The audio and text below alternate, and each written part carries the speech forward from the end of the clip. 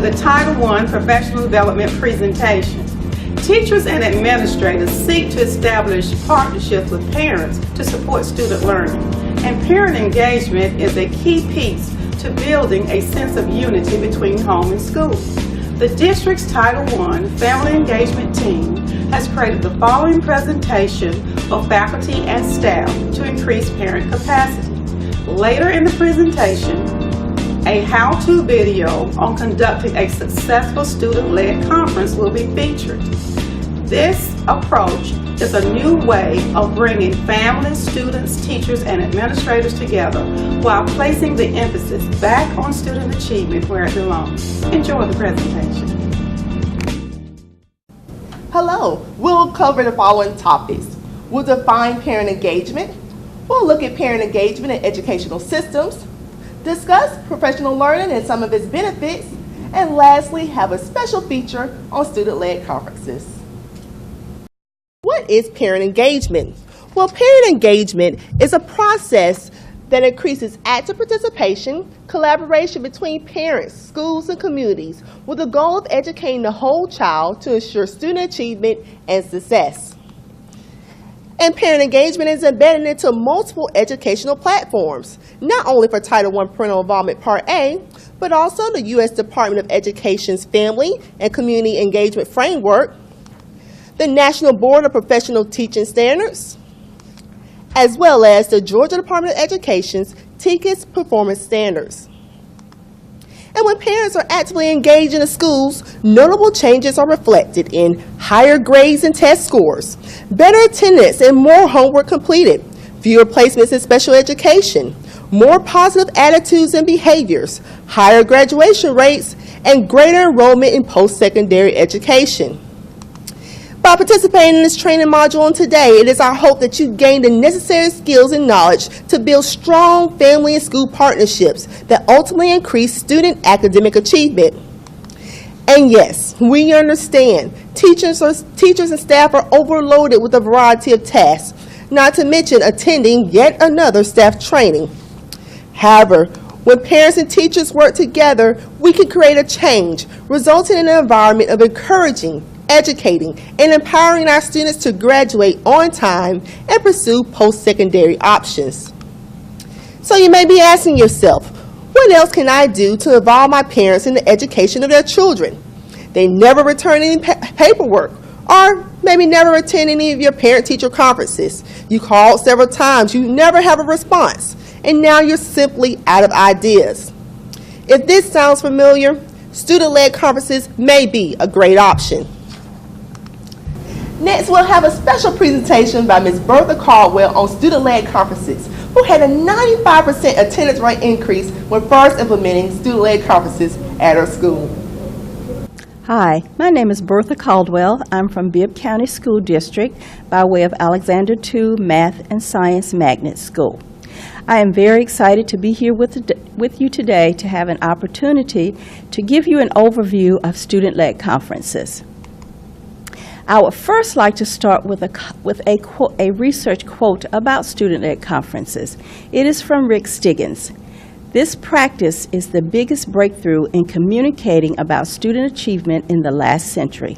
When students are well prepared over an extended period of time to tell the story of their own success or lack thereof, they seem to experience a fundamental shift in their sense of responsibility for that success. There are three phases to the student-led conference process: the preparation phase, the actual conference itself, and the evaluation component. We'll start with the preparation phase. That is probably the most important part because it's the piece of getting it organized for the real conference itself. There are 4 different components in the preparation of a student-led conference. The first phase is what we call developing a plan of action. The second is creating portfolios. The third is assist students in designing a script. And then finally, preparing for the conference itself. When we talk about developing a plan of action, this is really where teachers come together, they sit down, and they really start to thinking about what that conference is going to look like. Learn to play music with a recorder. That's one. They first think about what is the purpose for having this conference. They talk about, are we going to set goals for the conference? But basically the purpose is pretty much the same, and that is to give the student an opportunity to share his or her story for that particular point of time for where they are working. They establish roles and responsibilities, and that means roles for the teachers and anyone else who is involved in that. For example, the teacher may serve as a facilitator. Sometimes the teacher serves as another partner in that particular role. They also talk about student roles and responsibilities. A big part of this, and for it to run successful, is to figure out how to skillfully schedule and the logistics of the conference itself. Questions that they must decide upon are, when are we going to hold the conferences? What time of day? Will they be one day or will they be multiple days? The important thing is to make sure that we take parents into consideration because of those who work. Conferences do need to held, or at least have an opportunity to be held after hours for parents who work.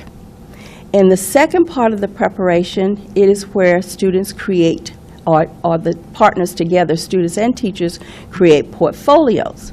The portfolios are built around the curriculum that is designed for that particular grade level. When the student and the teacher are working together to develop those portfolios, they look for evidence. You'll hear teachers talking about artifacts. Those are pieces of student work where teachers and students together have selected that represent what they have done for that period of time. And usually each subject that the student takes, there is one part of that portfolio that is focused on each subject area. Finally, there is an opportunity for students to reflect in that particular portfolio. And what they're doing is reflecting on the progress that they have made or the lack thereof, and making some decisions about why they were successful or why they were not successful. Once the reflection is done, then students have an opportunity to set a goal. Wherever they are now, it is what the goal that they're setting is the goal where they want to be at the end of the next grading period. Their report card for that quarter is included as a part of the portfolio, and that's usually the last part that they show. But those are the items that are included in the portfolio. When we talk about assisting students in designing a script or agenda, the purpose for that is to give students an opportunity to feel very comfortable about that process itself.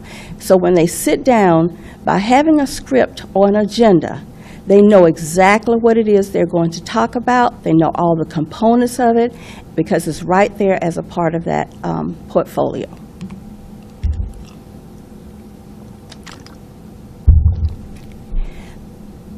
It includes an introduction, a Dear Parent letter, and that letter they write to their parents so that they can tell them exactly what's going to happen during that conference. They present samples of their work, and as I mentioned earlier, those are artifacts that they have gathered over the quarter that particular student-led conference is going to focus on. And then we ask the parents to take time to write a letter back to their child that shares their experience with that student-led conference. The next part of the preparation phase is to prepare for the conference. Teachers must model for students what it looks like. So what happens during that time is one teacher will probably choose a student in the class and sit down with that student and model what it looks like.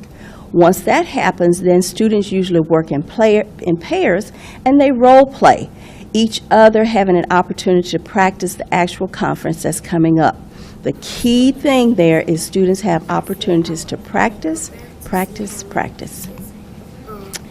The actual conference itself, now that all of the preparation phase has happened, then we move into the actual conference. And there are two parts to that that are important: the presentation style and the presentation format. So when we talk about the presentation style, we're talking about the teacher personally attends each student conference. Now, there are multiple ways that can be done, and I think you'll hear some opportunities from teachers about how they do that, because there are multiple decisions that can be made about how that will happen. Teachers schedule multiple conferences simultaneously, and they monitor the group. So more than one conference can happen at a time, which makes it a time-saving venture. In the presentation format, what we are talking about is how students actually facilitate using that script itself. Remember, the script was generated during the planning phase. The last part of the student-led conference is the evaluation part. After the conferences are done, there are 3 people who participate from the student's perspective, from the parent's perspective, and from the teacher's perspective, how that conference went, what went well and what didn't. So I'm going to share with you some examples of questions that students are asked to respond to. From the student's perspective, we ask, were you organized for the conference? What surprised your parents most during the conference? Did you notice any trends that were concerning your work? When we ask parents to evaluate the conferences, these are some sample questions that they have an opportunity to respond to. And you can generate your own questions. These are just sample ones. What did you learn about your child during the conference? What 2 suggestions do you have to help increase or maintain your child's success at school? Were your concerns and questions answered appropriately by your child? Usually the teacher evaluation part is done within a group. The teachers come together and they respond to the questions that we have here. Did you have enough time to introduce yourself to the parents? What seemed to work well? What would you change in the process? And basically, those are the 3 different stages, just an overview of the student-led conference. So we'd also like to share with you some of the things that you can consider that maybe were not a part of what I talked about earlier. You can hold student-led conferences anywhere. Depending on your school, you might decide that you want to hold your conferences at community locations, making it much more convenient for parents. They can occur multiple times during the year. What we do is we hold them at the end of each quarter, each reporting quarter, so that the student's report card can be a part of that portfolio, but they can be held anytime during the year. You can consider allowing students to create personal invitations, reminders, and thank you notes to parents. And remember that you want to schedule those conferences at various times, because our goal with this is to make parents involved in this, give them an opportunity to be engaged in their child's learning process. So consider various times. And always remember, this is a real good tip, is the report cards are given out at the student-led conference. That in itself encourages parents to come and participate.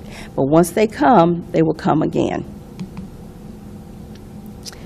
And I would like to just take an opportunity to thank you for giving me the opportunity to share with you how we have done our student-led conferences, and I would very much encourage you to get this started in your school. I did not share this initially, but when I first started with my school, we had parent involvement at about 15%. When we introduced student-led conferences to our parents, our participations of parents coming to school and participating in their child's conference went to 100%, and that's a fact. So thank you again.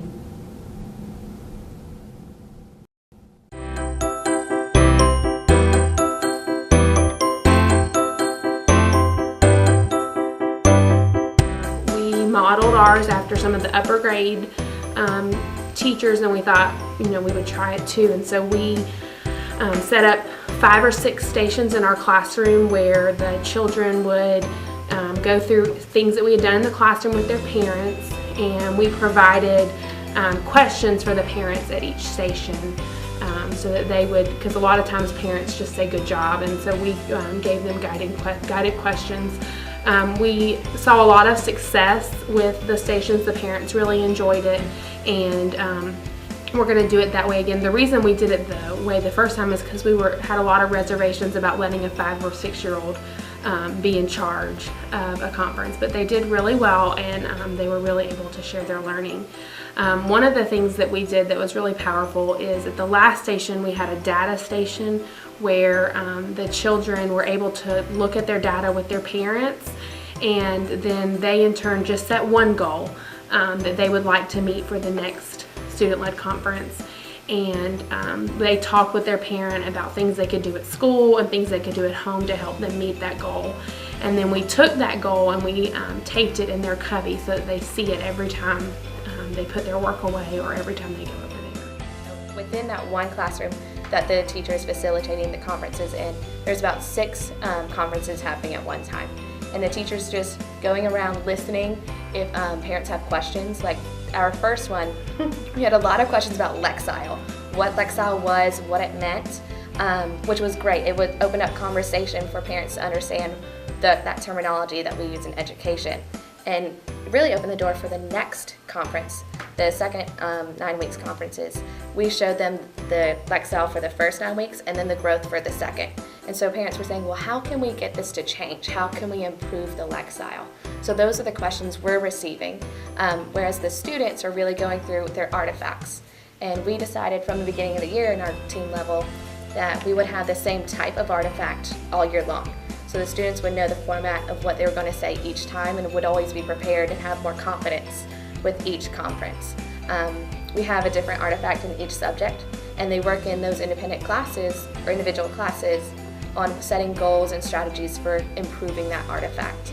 And so the students go through and show each piece and talk about their strategies, and at the end there's a student growth and improvement plan where they write goals for math, reading, and then in other. And they talk about the goals and if they want any help from their parents and what they expect the parents to help them do with as well. And at the second conference, we decided to have the students go back, look at their first 9 weeks growth and improvement plans to see if they met the goals, see if they were in progress or if they had not met it at all. So they would retain a goal that they did not meet, retain a goal that they were in progress, and create a new goal if they met their goal. So they're working on that as well and setting those strategies. This year, I got an opportunity to listen to my twins participate in the parent-student-led conference. It was very rewarding. Initially, I was reluctant to jump on board because I thought, oh, what are we going to have here? But my children did a very good job in articulating their strengths and weaknesses. I did not have to hear how they were doing secondhand. I got a chance to hear that firsthand from them, and I know it helped them in their development because with the second conference we participated in, I noticed improvements. I think part of that improvement was because they knew they had to explain to mommy what they were doing right and wrong, and that motivated them, I believe, to do better. So it's a very good and positive experience for both children and parents. And what I liked most about it is for them that they were able to articulate where they were strong and where they were not so strong, what their strategies were to improve on their weaknesses, and it was a very good experience. Sí, me ha gustado como han prestado más atención este año porque he visto que ha avanzado mucho. She likes the fact that he has more attention from the teachers this school year, and he's learned a lot more. Es su primer año de él en esta escuela, pero veo que avanzó en todas las materias, en lectura también, que en lectura va muy bajo. He's learned a lot more in this school year in all the subjects than he ever had before. Se volvió más seguro porque era un niño muy inseguro. He's more confident now. He was very, very insecure child before. I like about the student-led conference is that I'm in control. I get to be the teacher, and I like my writing because I like telling my mother how I engage writing that my teacher's teaching me. And I like telling her about the math, especially because she does it the old-fashioned way, so I get to teach her about the new-fashioned way so she can understand and help me out if I don't understand. And the social studies I get to read all the things, so I like reading. And in science, I like telling her about the plant cells and all the activities we're doing with it. So